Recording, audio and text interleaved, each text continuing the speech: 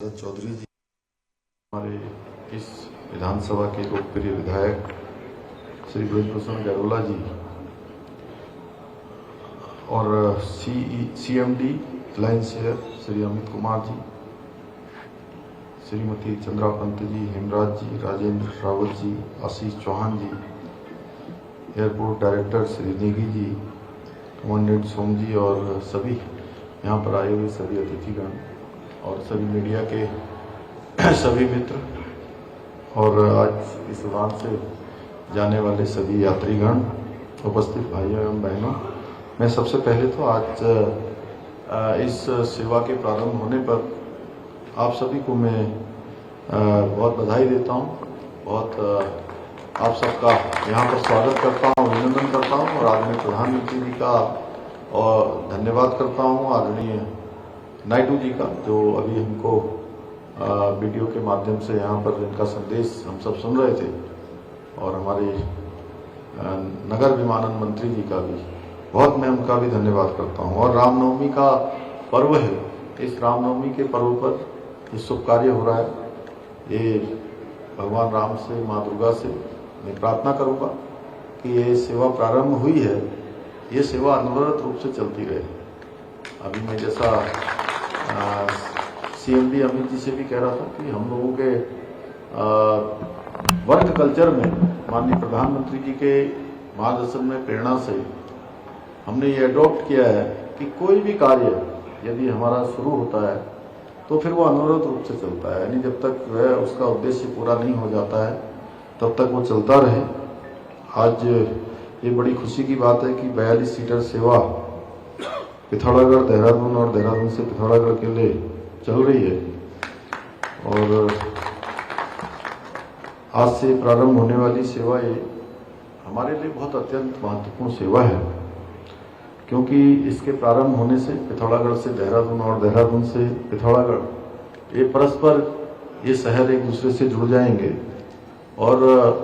इसकी जो दूरी है 14 घंटे 15 घंटे का लंबा सफर,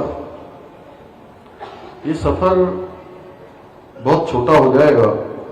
और इससे निश्चित रूप से वहाँ की स्थानीय अर्थव्यवस्था को भी मजबूत बनाने में बहुत अभूतपूर्व रूप से सहायता मिलेगी। इसके साथ साथ आदरणीय प्रधानमंत्री जी के दूरदर्शी नेतृत्व में, आप सबको ध्यान होगा 2014 से पहले देश में जितने भी हवाई अड्डों का निर्माण हुआ है उनकी संख्या आजादी के बाद के 65 वर्षों में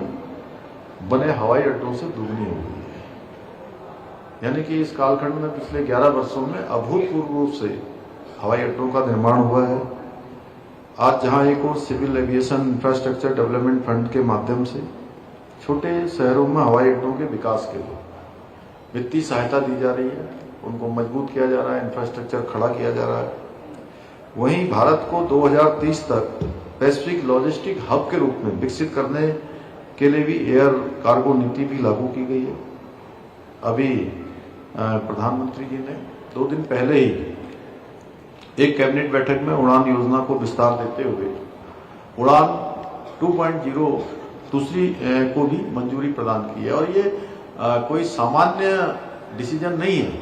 ये बहुत ऐतिहासिक डिसीजन है कि उड़ान योजना अब अनवरत रूप से अपने दूसरे चरण में भी देशवासियों के लिए काम करेगी। और इस जो दूसरे चरण की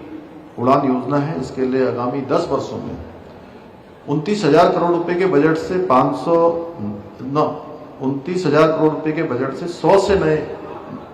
नए हवाई अड्डों का निर्माण होगा। 200 नए हेलीपैड के विकास का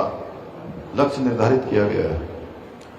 और इस योजना का विस्तार विशेष रूप से टियर 2 और टियर 3 शहरों में क्षेत्रीय कनेक्टिविटी को मजबूत बनाने के उद्देश्य से दूरस्थ और पहाड़ी क्षेत्रों में सस्ती एवं सुगम हवाई सेवा सुनिश्चित होगी। मुझे पूरा विश्वास है कि ये पहल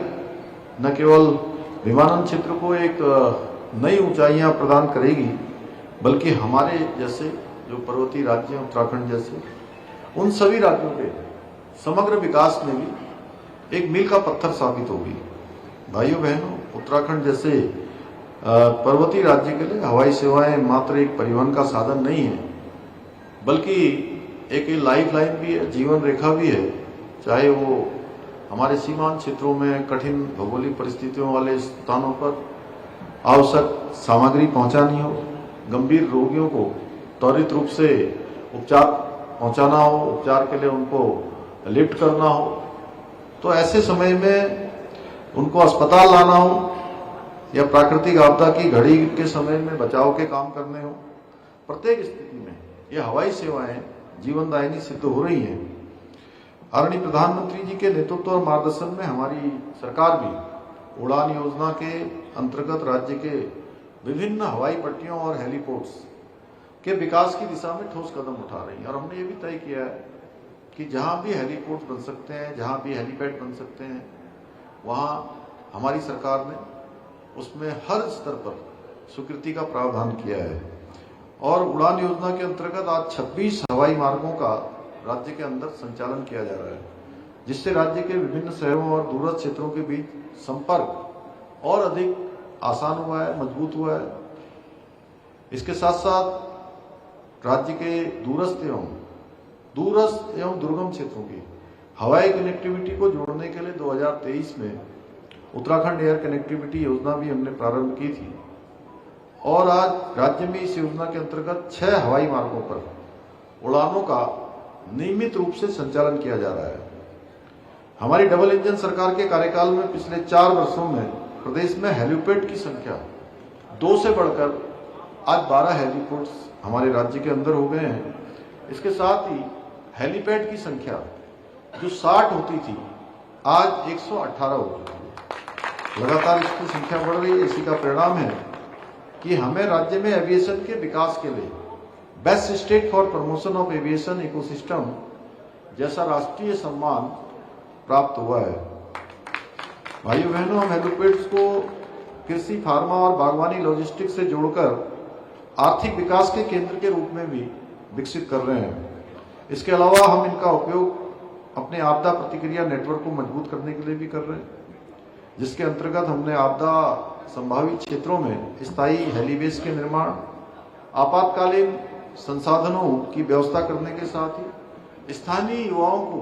राहत एवं बचाव कार्यों का प्रशिक्षण भी हम प्रदान कर रहे हैं। भाइयों बहनों, अगर मैं पिथौरागढ़ की बात करूं तो इस हवाई सेवा के प्रारंभ होने के पश्चात आप लोगों को देहरादून तक पहुंचने के लिए कई घंटों का लंबा सफर अब तय नहीं करना पड़ेगा, बल्कि आप लोगों को अब केवल 1 घंटे के भीतर ही पिथौरागढ़ से देहरादून और देहरादून से पिथौरागढ़ आसानी से पहुंचा जा सकेगा। और ये पहल पिथौरागढ़ की समृद्ध संस्कृति, प्राकृतिक सौंदर्य और लोक कलाओं को देश विदेश तक पहुंचाने में महत्वपूर्ण भूमिका निभाएगी, जिससे हमारे स्थानीय अर्थव्यवस्था को नई मजबूती मिलेगी। रोजगार के अनेकों अवसर सर्जित होंगे। नौजवानों को, युवाओं को, हमारी जो मातृशक्ति है, उन सभी को ये रोजगार के नए नए अवसर इससे मिलने वाले हैं। और इन हवाई सेवाओं के द्वारा पर्यटन को भी बढ़ावा मिलेगा। इसके साथ साथ जहाँ व्यवसाय बढ़ेगा, होम स्टे भी जो है इसके कारण से और अधिक मात्रा में उनको भी और अच्छा रोजगार मिलेगा। साथ ही आपात स्थिति में बचाव एवं राहत कार्यों के काम करने में भी, प्रभावी क्रियान्वयन में भी इससे सहायता मिलने वाली है। भाइयों बहनों, ये काम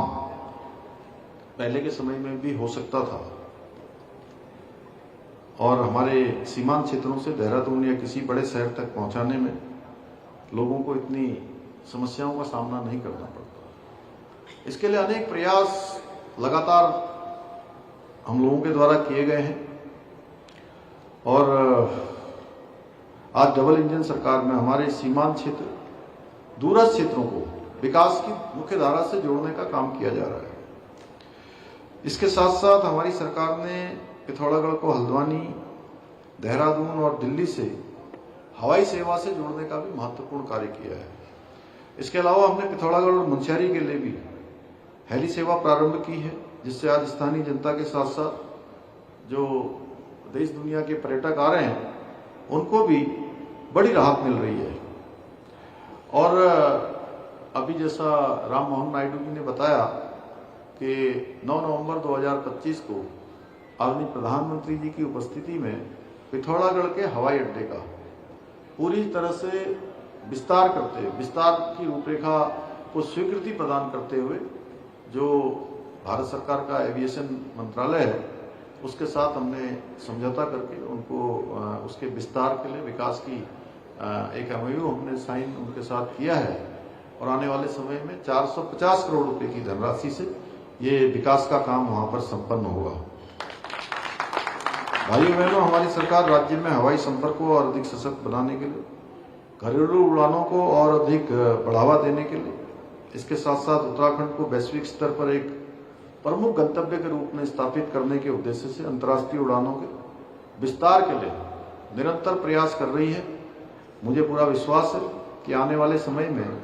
एयर कनेक्टिविटी के क्षेत्र में पूरे देश में अपना एक विशिष्ट स्थान हम बनाएंगे और उत्तराखंड को देश का श्रेष्ठ राज्य बनाने का जो हमारा विकल्प रहित संकल्प है उसको साकार करने में अवश्य सफल होंगे। इन्हीं शब्दों के साथ आप सभी को इस हवाई सेवा के प्रारंभ होने की पुनः बधाई देते हुए मैं अपनी बात को समाप्त करता हूं। धन्यवाद। बहुत बहुत धन्यवाद माननीय मुख्यमंत्री जी। और आपने आज जो विश्वास जताया है उसी का प्रतिफल है कि हम सीमांत क्षेत्र को भी हवाई संपर्क